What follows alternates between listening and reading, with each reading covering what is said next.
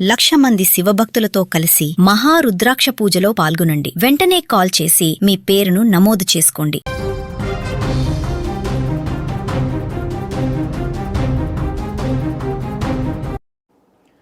తునిలో కలకలం రేపిన చిన్నారి మిస్సింగ్ కేసులో ఇప్పుడు కీలక మలుపు చోటు చేసుకుంది. 5వ రోజుకు చేరుకున్న గాలింపు చర్యలు మరింత వేగవంతమయ్యాయి. 2 ఏళ్ల పసిబిడ్డ జ్ఞానేశ్వరి అదృశ్యమవ్వడం ఇప్పుడు అందరినీ కలిచివేస్తుంది. శనివారం జరిగినటువంటి ఘటన ఇప్పుడు రాష్ట్ర వ్యాప్తంగా తీవ్ర చర్చనీయాంశమైంది. పాపతో పాటు ఇంట్లో పెంచుకుంటున్నటువంటి శునకం కూడా కనిపించకుండా పోవడంతో ఈ కేసు మిస్టరీగా మారింది. తోటలో కాపలాదారులుగా పనిచేస్తున్న తల్లిదండ్రులు సుంకర గణేష్, భవానీ తమ బిడ్డ కోసం ఎదురు చూస్తూ పడుతున్న వేదన వర్ణనాతీతం. ఈ సమయంలో నుండి పోలీసులు, అటవీశాఖ సిబ్బంది, స్థానికులు కలిసి సుమారు 500 ఎకరాల విస్తీర్ణంలో గాలింపు చర్యలు చేపట్టారు. ఎక్కడా కూడా పాప ఆనవాళ్ళు కానీ జాడ కానీ తెలియలేదంటూ కూడా అధికారులు చెప్తున్నారు. సతమతమవుతున్నారు ఇప్పుడు ఏం చేయాలో అర్థం కాక. ఇప్పటికే ఈ కేసులో ఊహించని పరిణామం కూడా బుధవారం చోటు చేసుకుంది. మూగజీవిగా భావించినటువంటి ఆ పెంపుడు కుక్క తిరిగి ఇంటికి రావడంతో అందరిలో ఒక్కసారిగా ఆశలు రేకెత్తించింది. అయితే శనివారము పాపతో పాటుగా వెళ్ళిపోయినటువంటి ఈ శునకము మళ్ళీ తిరిగి రావడంతో ఈ శునకం జాడ పట్టుకొని వెళ్తే పాప అడ్రస్ దొరుకుతుంది అనుకున్నారు. కానీ ఎలాంటి ప్రయోజనం లేకుండా పోయింది. అండ్ ఆ శునకం ఒంటిపైన చిన్న చిన్న గాయాలు ఉన్నట్లుగా గుర్తించారు. ఇంట్లోకి రాగానే పాప తల్లి చున్నీని నోటితో లాగుతూ కొండవైపు పరుగులు తీస్తూ అది చూపిస్తున్న సంజ్ఞలు అందరినీ ఆశ్చర్యాన్ని కలిగిస్తున్నాయి. ఆ మూగజీవి చిన్నారి ఆచూకీకి దారి చూపుతోందని పోలీసులు బలంగా నమ్ముతున్నారు. దాని ప్రవర్తనలోని ఆరాటం, వేగం పాపను వెతికేందుకు గాలింపు బృందాలకు దిశానిర్దేశం చేస్తున్నాయి.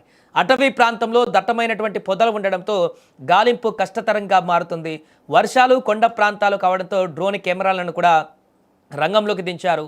అన్ని రకాల సాంకేతిక పరిజ్ఞానాలతో ఇప్పుడు వెతుకుతున్నారు. పాపను ఎవరైనా అపహరించారా అనేటువంటి కోణంలో కూడా ఇప్పుడు దర్యాప్తు చేస్తున్నారు.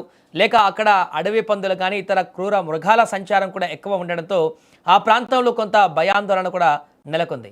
పాప బరువు తక్కువగా ఉండడంతో ఏదైనా జంతువు లాక్కెళ్ళి ఉంటుందా అనే అనుమానాలు కూడా వ్యక్తమవుతున్నాయి. ఎందుకంటే 5 రోజులు అవుతుంది, కూడా తన కనీసము అడ్రస్ కానీ ఎలాంటి కూడా దొరకట్లేదు. వందలాది మంది పోలీసులు రెస్క్యూ అహర్నిశలు కూడా శ్రమిస్తున్నాయి.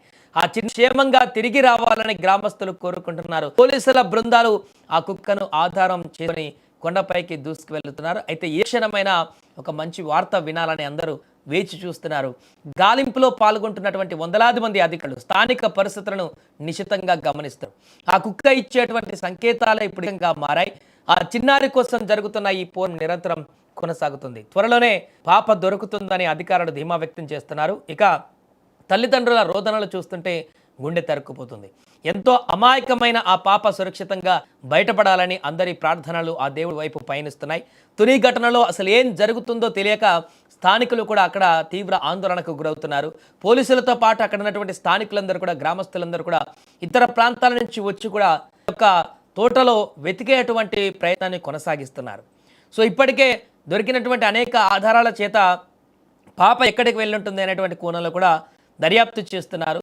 పూర్తిగా ఈ అంశము పెద్ద చర్చనీయాంశంగా మారింది. 5 రోజులు అవుతుంది. ఆ పాప కనీసం 5 రోజుల నుంచి అంటే ఎవరైనా కిడ్నాప్ చేశారా, లేకుంటే అక్కడే ఎక్కడైనా తోటలలో ఇరుక్కుపోయిందా, ఇరుక్కుపోతే 5 రోజుల నుంచి తనకు తిండి తిప్పలు లేకుండా పాప ఎలా ఉంది, అక్కడ కనీసం అరుపులు కూడా, సౌండ్స్ కూడా వినపడినటువంటి పరిస్థితి ఉందంటే ఏదైనా జరగరానిది ఏమైనా జరిగిందా అనేటువంటి ఒక భయాందోళన కూడా కలుగుతుంది. ఏదేమైనా 2 ఏళ్ల పాప కోసం జరుగుతున్నటువంటి గాలింపు ఇంకా ఉత్కంఠగా భరితంగా మారింది.